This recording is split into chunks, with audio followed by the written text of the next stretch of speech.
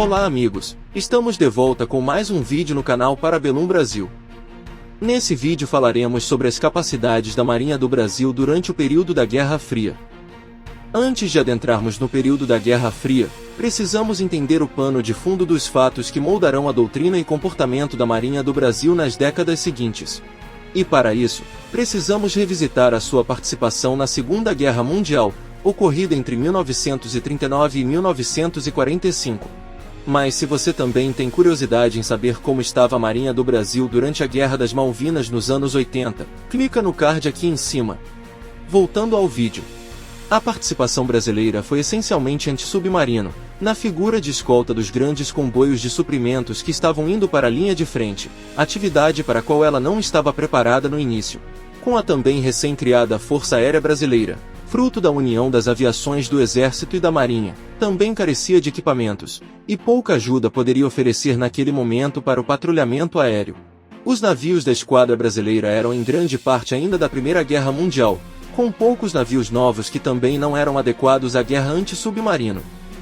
Com o Brasil sendo pego de surpresa pela guerra, com a nossa marinha mercante sofrendo com os ataques de submarinos alemães e italianos, quase que dioturnamente, enfraquecendo nosso tráfego marítimo, responsável pela exportação e importação, e pelo abastecimento do norte e do nordeste do Brasil, haja vista que a malha rodoviária brasileira não estava tão desenvolvida naquele momento.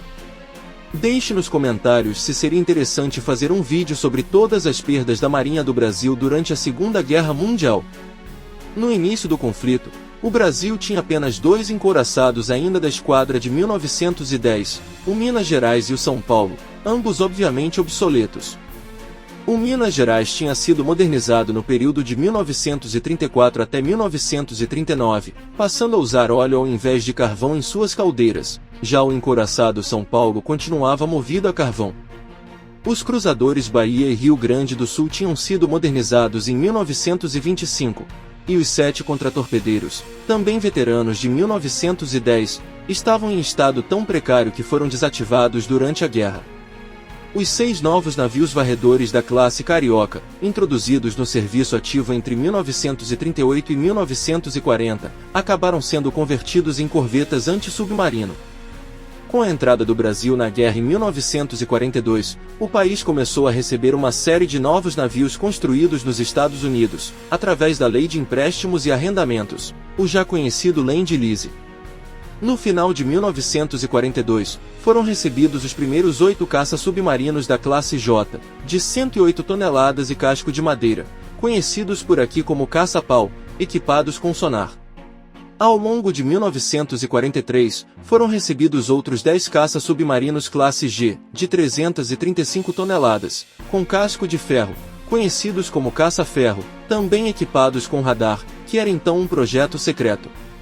Entre 1944 e 1945, já no decurso final da guerra, foram recebidos 8 contratorpedeiros de escolta classe Bertioga, de 1.500 toneladas, equipados com sonar e radar. A Marinha dos Estados Unidos forneceu o treinamento necessário às tripulações brasileiras e ajudou a forjar a doutrina de guerra anti-submarino que continuou a ser aperfeiçoada depois do término do conflito, e que vigora até os dias de hoje. Com o fim da guerra, mudanças políticas fizeram surgir uma nova ordem, com repercussões no mundo inteiro.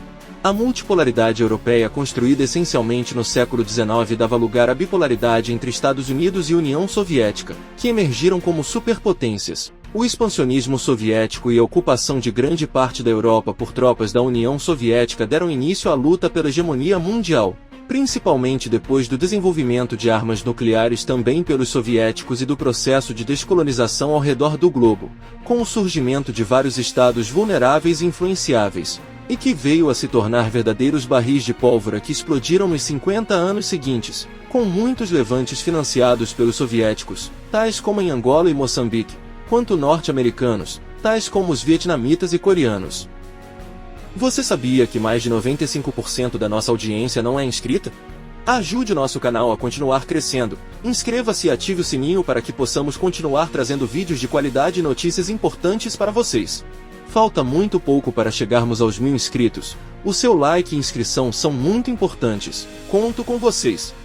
O início da chamada Guerra Fria estimulou a realização da Conferência Interamericana para a Manutenção da Paz e da Segurança no continente americano, realizada em 1947, que levou à assinatura do Pacto do Rio de Janeiro ou Tratado Interamericano de Assistência Recíproca, que no seu artigo 3º voltou a afirmar a unidade dos Estados americanos no caso de uma agressão externa, na esteira da Junta Interamericana de Defesa, criada durante a Segunda Guerra Mundial, para tratar em conjunto os planos de defesa do continente.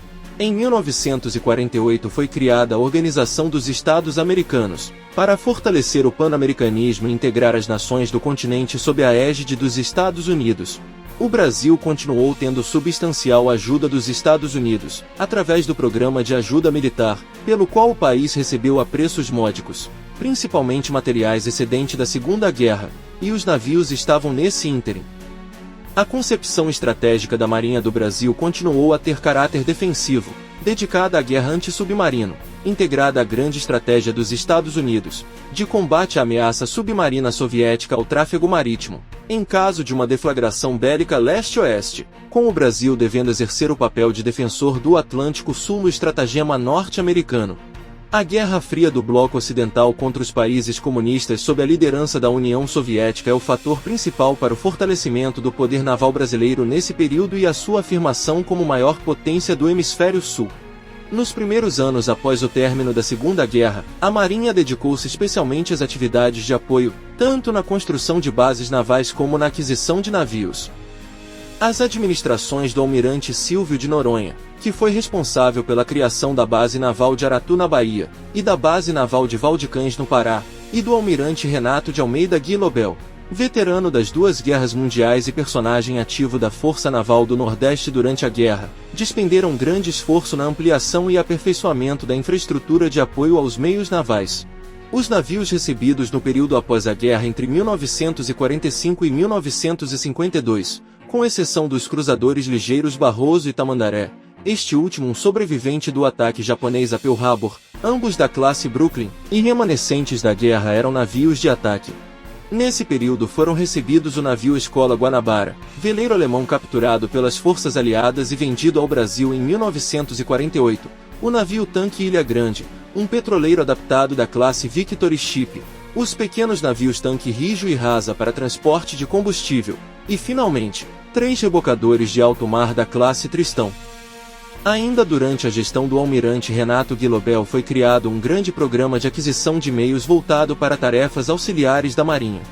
Através dele foram adquiridas 10 novas corvetas, dando origem à classe Imperial Marinheiro de navios de patrulha costeira, todos sendo construídos na Holanda, capazes de operarem também como rebocadores de alto mar e navios caça-minas.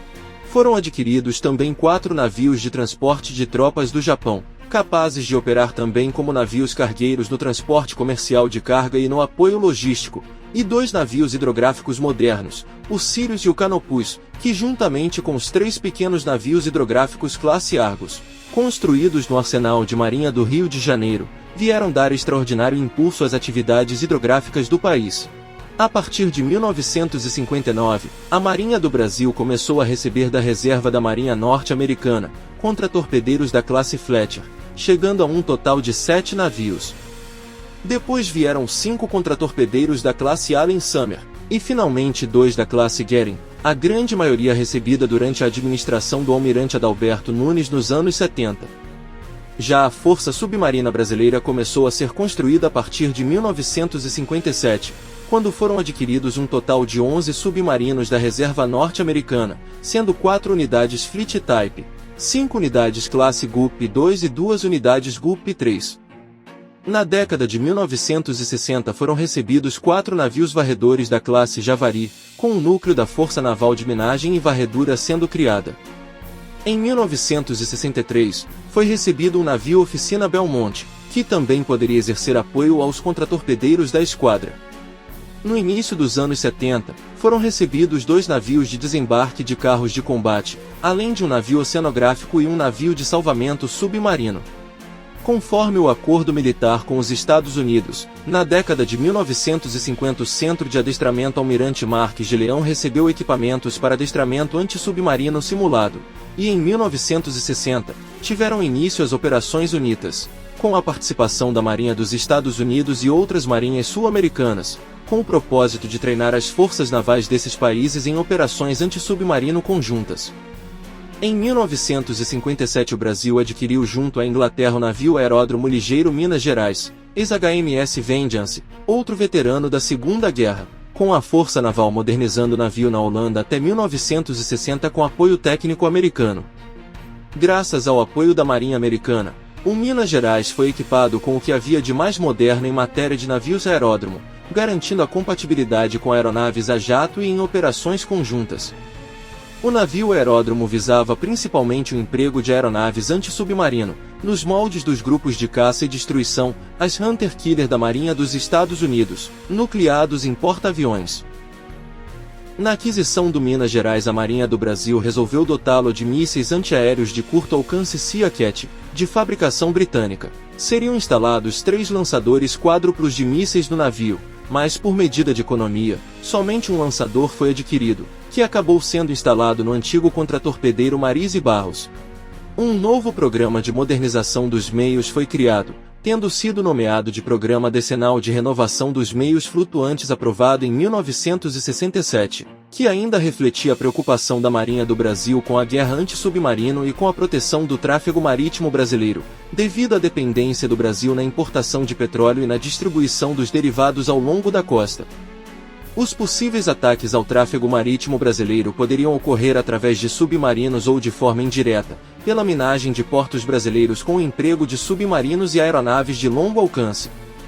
Em caso de guerra revolucionária, previa-se o desembarque em zonas sob o controle de grupos guerrilheiros ou tropas sublevadas, haja vista que o Brasil passava pelo início dos governos militares que visavam obliterar as forças comunistas que cresciam no Brasil, com as ameaças aéreas e de superfície sendo relegadas ao plano secundário. O programa decenal compreendia a aquisição das seguintes unidades: 20 fragatas antissubmarino, 40 navios varredores, 6 submarinos, 1 navio doca, 1 navio de desembarque de carros de combate, 50 navios patrulha, 5 navios patrulha fluviais, 1 navio hidrográfico, 1 navio faroleiro, 10 navios balizadores, 1 navio tanque, 2 rebocadores, 1 navio de salvamento de submarinos, 1 navio de salvamento.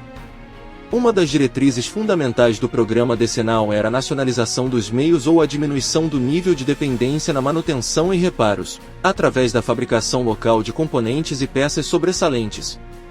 Em 1968, o Arsenal de Marinha do Rio de Janeiro deu início à construção de 6 navios patrulha costeiros, dando origem à classe Piratini, todos baseados na classe Cape, da Guarda Costeira Americana.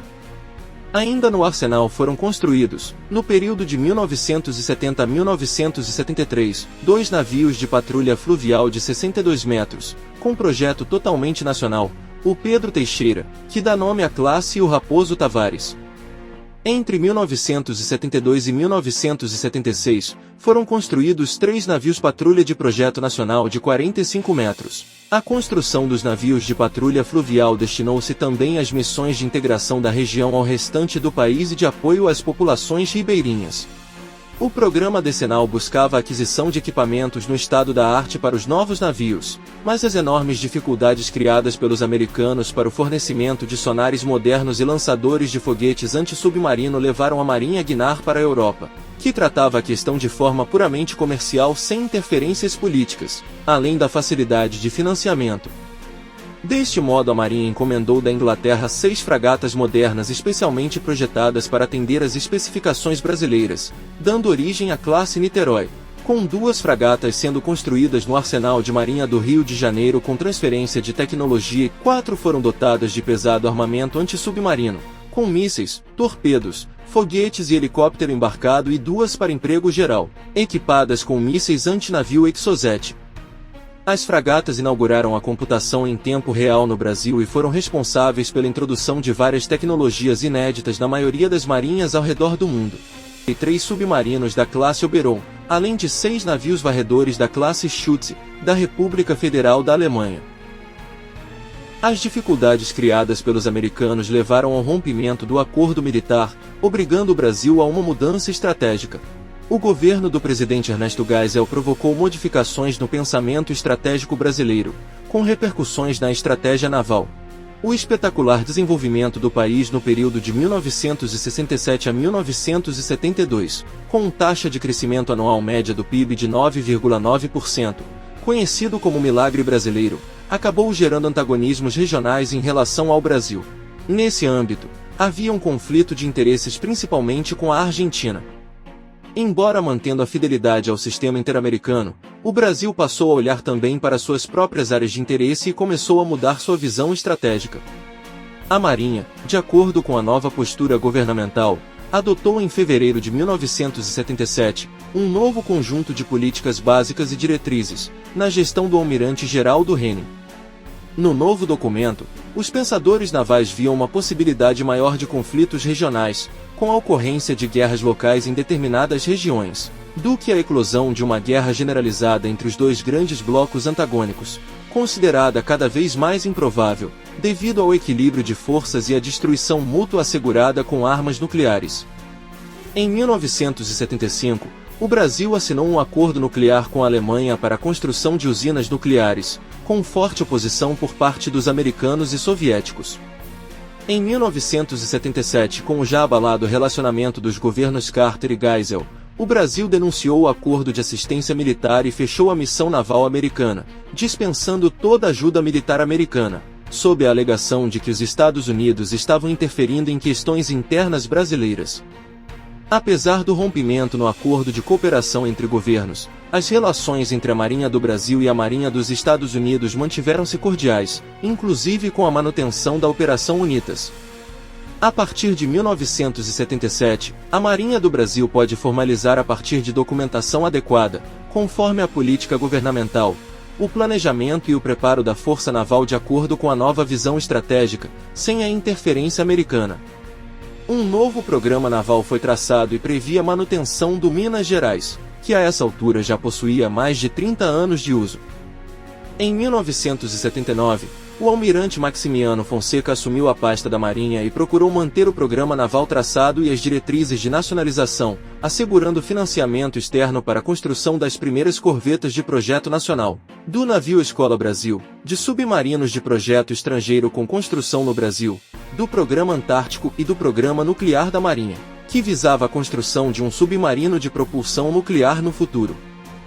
Com o processo de abertura política no Brasil, em março de 1985 assumiu a presidência José Sarney, com o almirante Henrique Saboia assumindo a pasta da Marinha, permanecendo até 1990, dando continuidade ao programa de construção naval no país, incentivando a indústria nacional através da fabricação local de equipamentos. As dificuldades econômicas do período, por causa da inflação alta e cortes no orçamento, prejudicaram e atrasaram o programa de construção naval com reflexos até os dias atuais.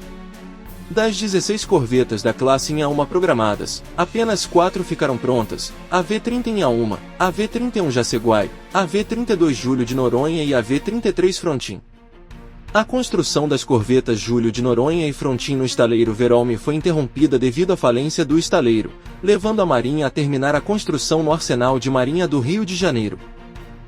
Com a redução de 16 navios para apenas 4, o almirante Saboia foi obrigado a adquirir 4 fragatas da classe Garcia dos estoques da Marinha Americana, para cobrir a lacuna deixada pela baixa dos antigos contratorpedeiros da classe Fletcher, Goering e Allen Summer.